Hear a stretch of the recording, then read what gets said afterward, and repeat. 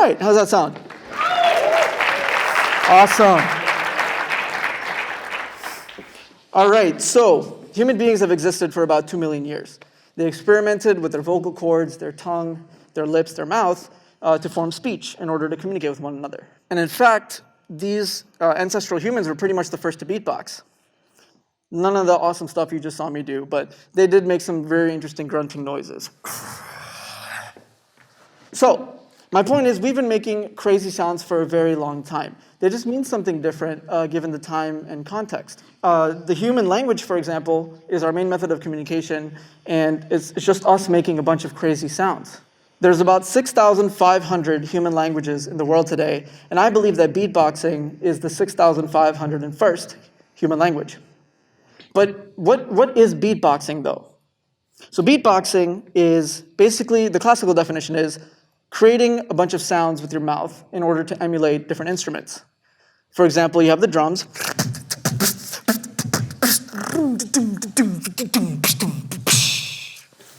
You got your trumpet.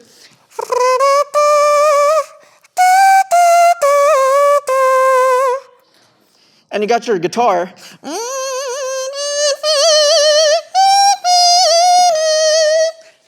And a bunch more. So beatboxing has come a long way since its inception as an art form back in the 80s. I believe beatboxing to be more than just emulation. It's creation. It's emotion. And the reason I bring up the fact that beatboxing is another language is because there's a common misconception that beatboxing is just a party trick. A thing I do that's more a gimmick rather than an art form. And if you think back to middle school, it wasn't called English class. It was called language arts. You can actually create beatboxing from the English language. All you got to do is throw away all the vowels and overly enunciate every syllable, and suddenly from your oh-so overused boots and cats, you get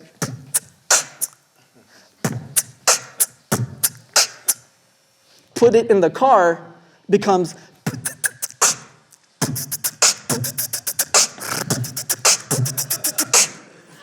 right? You can actually apply this concept to world languages and cultures as well. Take the French language, for example. Oftentimes, people, before they go to say, I don't know, they'll make an interesting sound. They'll go, je ne sais pas. Wouldn't that be an interesting drum sound?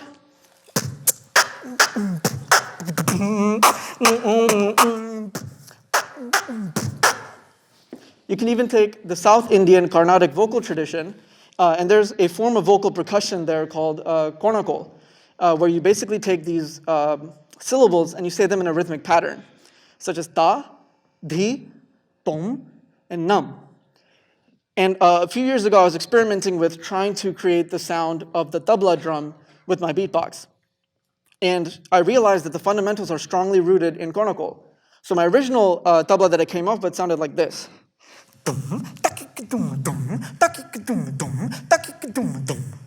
All right, you see the similarities, the ta, di, tom, and nam. And then that eventually evolved into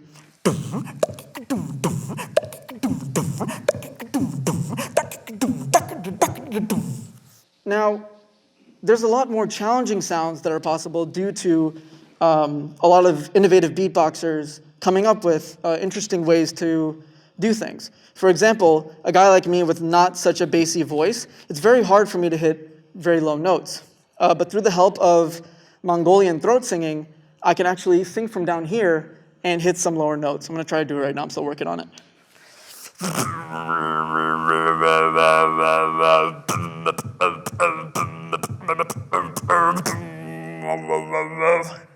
That's a little bit. Working on it. But actually, I can go even lower using this crazy new lip roll bass that everyone's really trying to learn right now. Are you ready?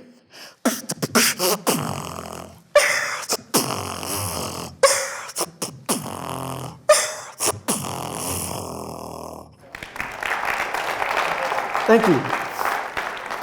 So from the sounds of our everyday language to these dope bass drops, beatboxing has come a long way and has evolved to become a musical instrument, a full-blown musical instrument that can be used to make any kind of sound or any kind of music. I now want to share my knowledge with you. Welcome to Language Arts Beatbox 101. the basics that you're going to learn today are the 3 letters that I like to teach everybody first. All right, this is your basic sounds that create a beat. You got your B, your kick drum. You got your hi-hat. And now you got your snare drum, your. All right, and I'm going to teach all of you each individual sound. So the first sound, the B, is very simple. I want everybody to yell the word boom. Boom. With a lot more emphasis on the B, guys. Come on. Boom. Yes. All right, now you're going to take off the M. And now you're just going to try to scare someone. Boom. Boom. Awesome. Now you're going to take off the ooh, and you just get. Yes. Awesome. And you don't even have to vocalize, actually. You can just do it with your lips and go. And that's the first sound. So you guys learned the first sound. Now the next one is the hi-hat. This one's very easy. All you have to do is say the letter T sound. Good job. Nice. And if you wanted to go a little bit, different, there's a lot of variations. You can do a hard T, like a. Makes a hard sound. And then you can even do like a hi-hat, like open hi-hat, like you would in like maybe jazz, like. There you go. All right, the last sound for you guys is the K sound, the K snare, which is just the beginner version as you just say the letter K sound. So you got your, and now. But I'm going to challenge you to learn the harder one because it'll help you be more efficient in your beatboxing. And I'll explain why later. So this is the clap snare. So I want everyone to say clap. Clap. Clap, good. Now you're going to try to say clap while breathing inwards. Clap! Clap! Clap! I see a lot of people choking. I have no liability over this. Please don't choke. Awesome. Okay, now you're going to take off the P, and you're just going to say clap. Clap. Awesome. Now you're going to take off the A, and you get. I hear a lot of it. I like it a lot. And if you want, you can take off the L and just go a clean. And this takes a lot of practice because you're breathing in. It's a little bit challenging. But what this allows you to do is all the other sounds you learned were exhale sounds. This way, you can inhale on this sound so you never have to stop beatboxing. So I can go.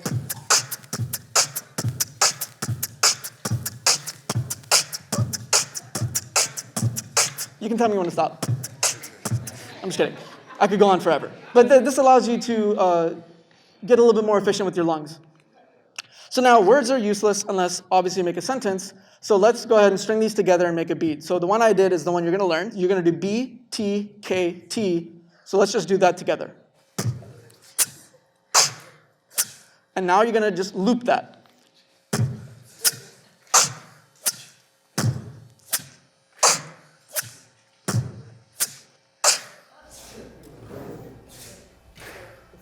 Awesome. There you go. You guys just learned your first beatbox beat. You guys can give yourself a round of applause. But this is TEDx. You always go a step higher. You're going to learn one more beat that's a little bit more challenging. All right? So the beautiful part of BTK is you can reorganize the letters. So you have your first half, B, T, K, T. Then you're going to get T, B, K, T. So it's going to sound like.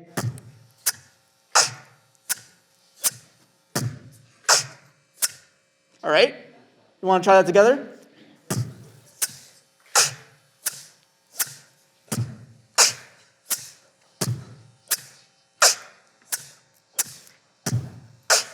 Speed it up.